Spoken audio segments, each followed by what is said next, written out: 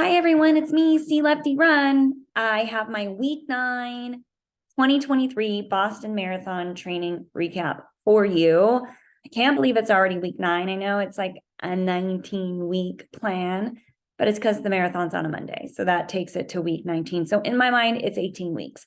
So I'm more than halfway done at this point.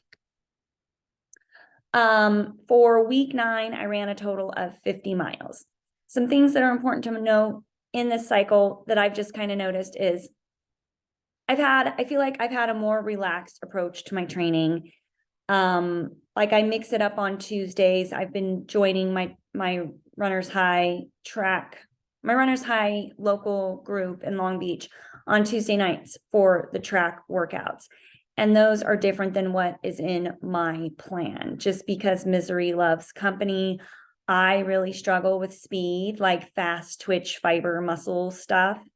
And I enjoy it much more if I'm suffering with others rather than suffering alone. So for the fast portion of the plan that has you go where you're working on the fast twitch stuff, I do that with the run club. And in the past, I would show up to run club, but I would do my workout. So everyone else was doing the scheduled workout and I was the dummy doing my Luke Humphrey workout.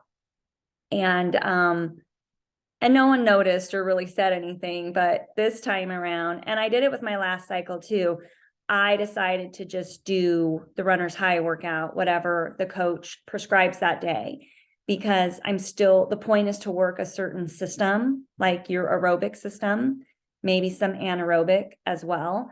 And I'm like, well, as long as I'm working that system and I'm hitting the distance, does it matter if I'm doing 5 1K versus 6 800s? I don't know. And I really don't care. So as long as I'm enjoying it, that's more important to me. So that is something I changed up this cycle. Starting week 10, I go on Tuesdays, my speed workouts are longer and they're like marathon paced efforts, but -10. So for those, I don't go to Runner's High. I stick to my plan because I do think it's important to do marathon paced efforts and to go a little to run miles that are a little bit faster than marathon paced effort. So when you do run marathon paced effort, it feels a bit easier if you're going 10 seconds faster than marathon pace. So this Monday, week 10. So normally those workouts for me on a Tuesday, I do them after work, but I have 2 Monday holidays coming up. So I will do those workouts on Monday, which I'm going to get into in a minute. So let me just go over my week. I got lost a lot this week running, so it's never happened before. Anyway, I'll share that as well. So on Sunday, I did my easy 8, right? Which, like, man, it's that 8 miles on Sunday is tough. I'm not going to lie. My first Luke Humphrey plan, I was doing 4 on Sundays. And then the last plan I did, I was doing 6 on Sundays. And so with this plan, the 55 mile a week plan, I'm doing 8 on Sunday. And I used to kind of look forward to Sundays, like the 4 miles, because I was like, it's pretty much a rest day. Like 4 miles is nothing, but 8 is something. And it's like, I really have to plan it into my day, unlike the 4 miles. So anyway, on Sunday, I did my 8 at a 9:51 pace. My average heart rate was a 138. So again, I take those real easy on Sunday. I pop in a podcast, whether it's Rogue Running or Jeff Lewis Live or Heather McDonald, something. I like Rogue Running. I love Jeff Lewis Live and I love Heather McDonald. So I listen to one of those. Sometimes I listen to Rambling Runner, sometimes. Monday, and Luke Humphrey does have a Boston course that I'm working through. So I usually listen to that though when I walk my dog because I want to stay focused for it. Anyway, I digress.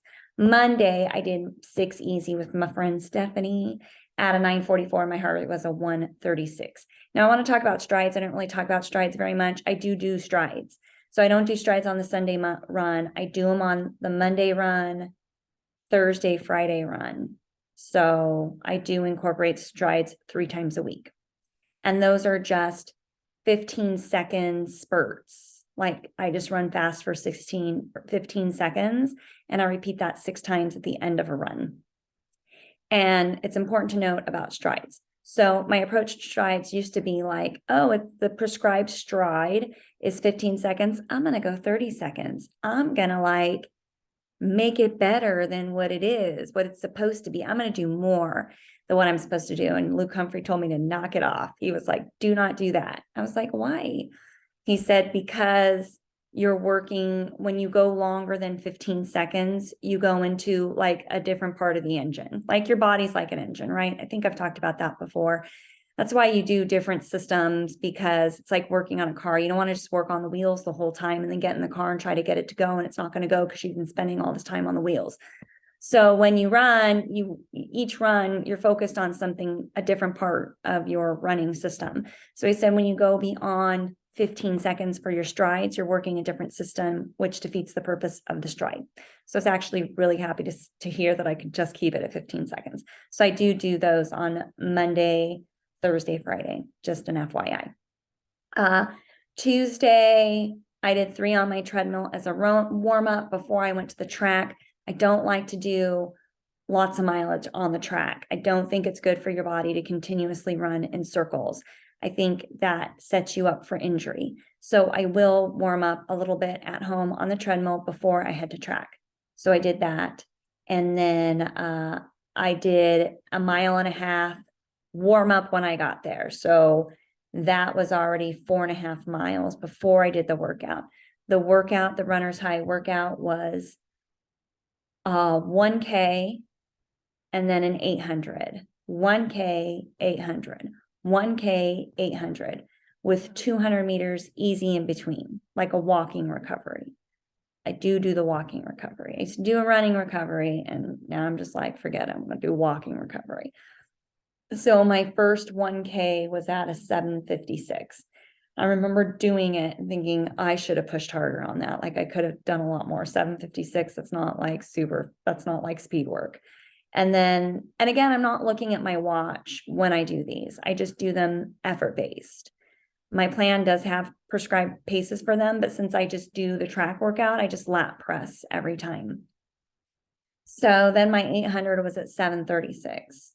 And then I did another 1K at 7:38, 800 at 7:44, the 1K after at 7:44, and then the final 800 at 7:36.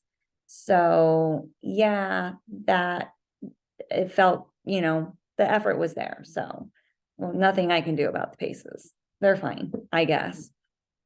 Wednesday, I was off. Thursday, I did 6 with Stephanie at a 9:37 pace, and my heart rate was 133. In the evening that night, this was when I got lost. Number 1, that evening, Runner's High store, not to be confused with my run club Runner's High. In Long Beach, we have some running stores called Runner's High. There's 3 locations. They're great, by the way. I just wish they had the VIP that Roadrunner Sports has, where you get a discount every time you purchase, and then you can do the 90-day return. Runner's High doesn't have that. If they did, I would buy everything from them. But anyway, because I'm obsessed with shoes. So the return policy matters. So on Thursday night, the Runner's High store was having a 3-mile run, and my run club, Runner's High, was encouraging us all to go to the Runner's High store. And when you got there, you were able to try the ASICS Gel Nimbus 25. That is why I went. So I was like, I want to go, I want to try this shoe. I'm just going to run real easy, but I'm curious about this shoe that everyone keeps talking about. Everyone meaning the shoe tubers who get paid to talk about it, right? I'm no dummy. I know they're all getting kickbacks from these companies to say this is an amazing shoe. At least I think, even though they say I'm not getting paid to review this shoe, well, you kind of are. And they're not going to send you shoes anymore if you tell everyone that the shoe sucks. So I digress yet again. I go to the Runner's High store.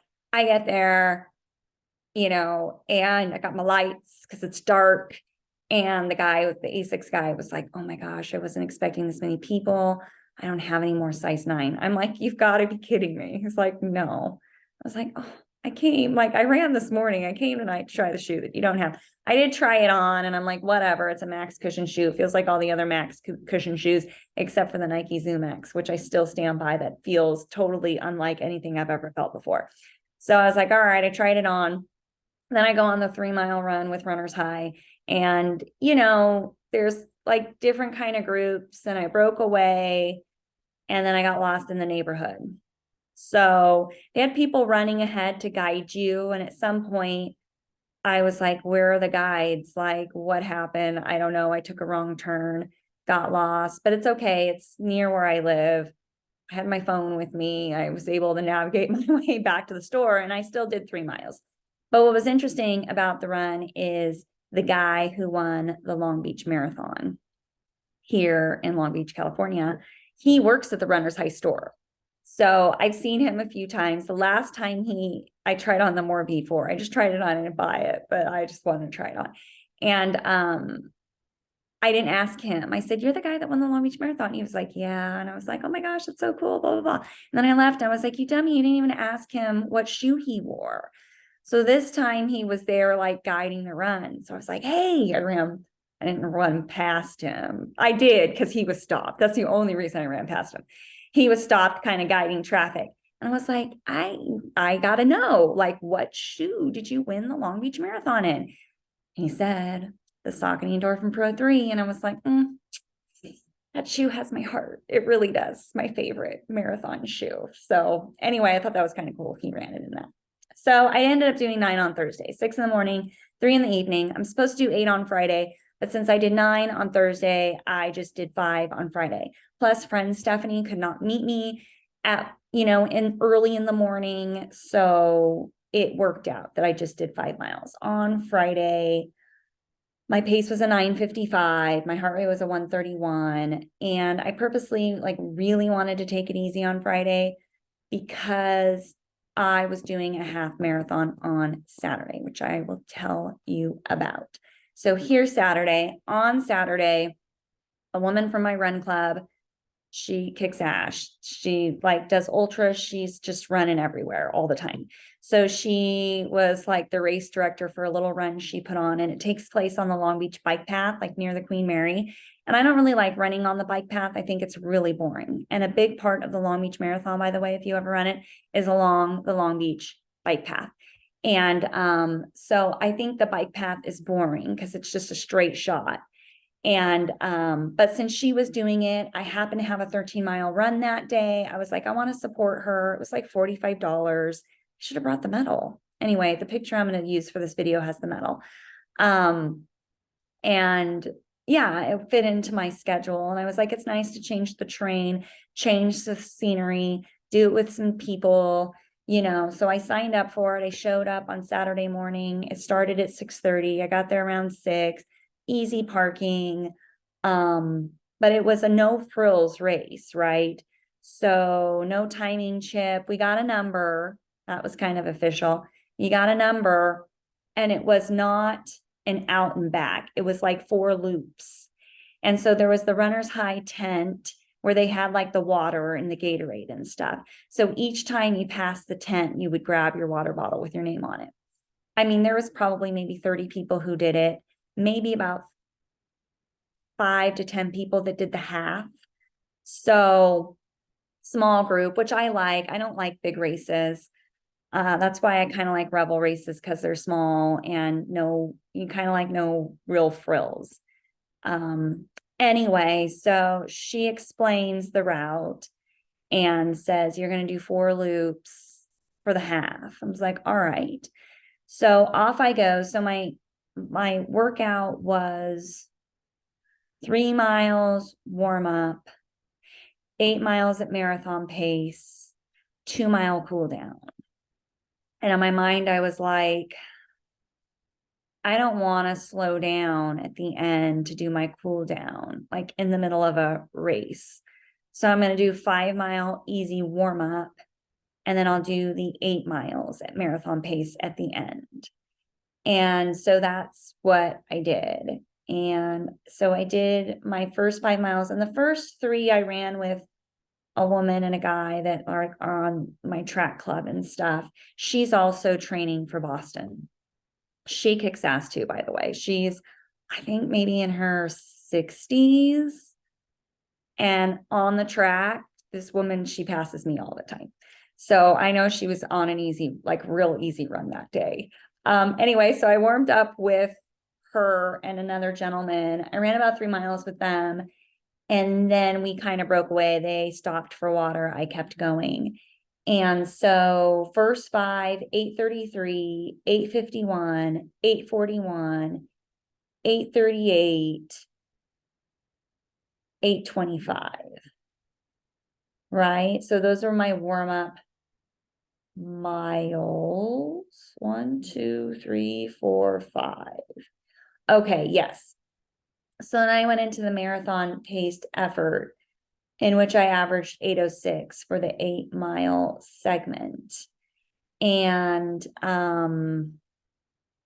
so I did 8:11. No, I don't know. I think it was 8:51, 8:41, 8:38, 8:25, 8:11. That was the warm up. And then it was 8:36 for the marathon pace, 7:52, 7:58, 8:06, 8:17, 8:08, 8:04, 8:16, 8:04. So for that, it was 8:06 average. My average pace overall was 8:16. So I was really happy with that. I like the strategy of the 5-mile warm up. I'm probably going to use it for Boston, where I just start really slow until like the half, where I feel, anyway, I'll talk about that strategy later. I'm still kind of creating it in my head. But so what happened was, you're running 4 loops and you got the tent kind of in the middle of the loop. And I just miscalculated my loops. And when I do a workout on my watch, it doesn't show me the mileage. It counts down. So the first segment, I warmed up 5 miles and then I lap pressed and then it goes into the workout. And so then it just counted down 8 miles.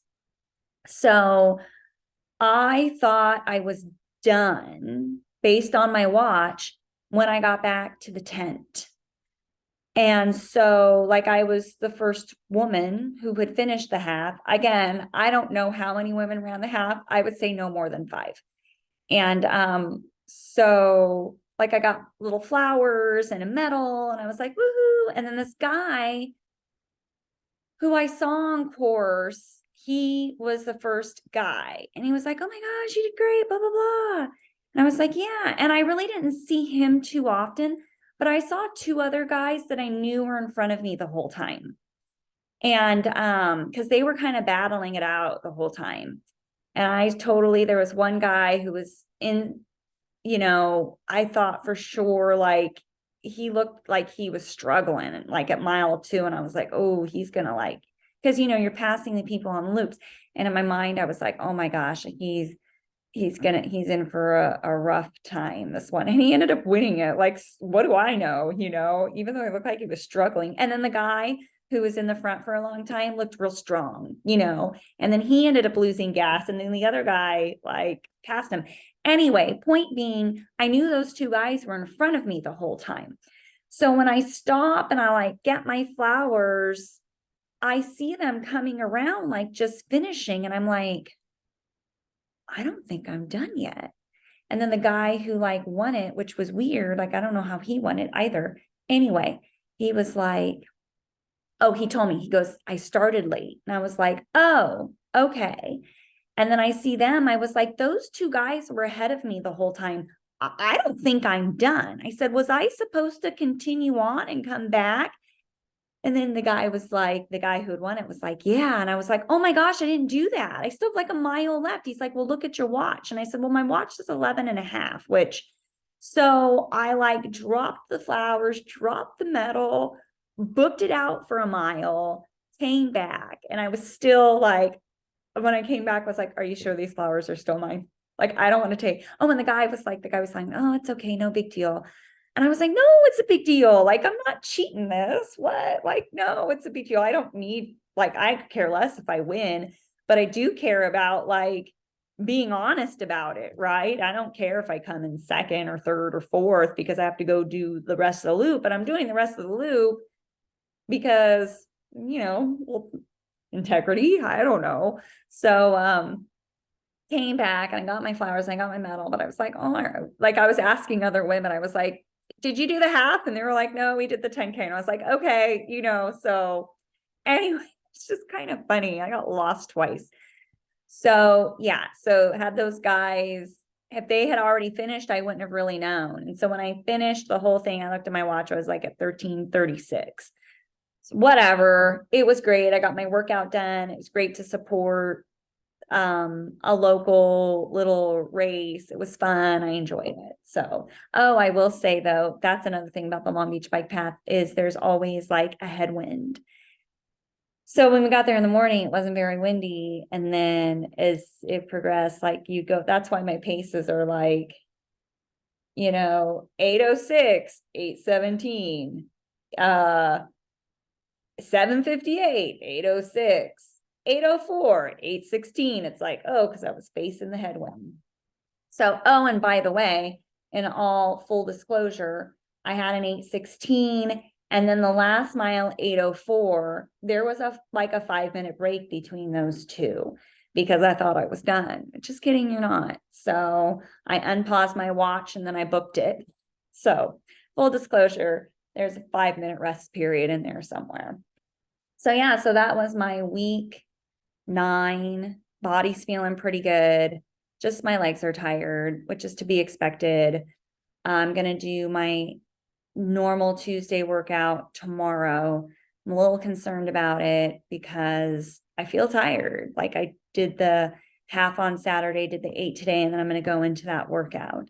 But from my understanding, as long as you have an easy day, at least one easy day between your harder efforts, it's fine. You're just not supposed to do, if I did my half on Saturday and then I did my 1 mile repeats on today, that's not good. You're not supposed to do that. But you can have, as long as you have an easy day in between, it's okay. So that's the plan because I'd rather do it on a Monday morning than a Tuesday afternoon. And the stuff, First Endurance, that stuff I showed you last time, it's every time I got to look at it to remember the name. Sorry, I don't remember the name, but I showed it to you last time. Taking that, I don't feel a difference. So we'll see if I continue. I'm going to continue it because I bought it and it's not affecting me negatively. So I'll take it a longer. I mean, I have 2 bottles of it, so I'm taking it and I'll just let you know how that works out. But so far I don't feel it. And yeah, so I think this video is longer than they typically are. I just want to tell you about how I got lost. And yeah, anyway, happy running to you. And I will see you next week for the conclusion of week 10. Thanks for watching.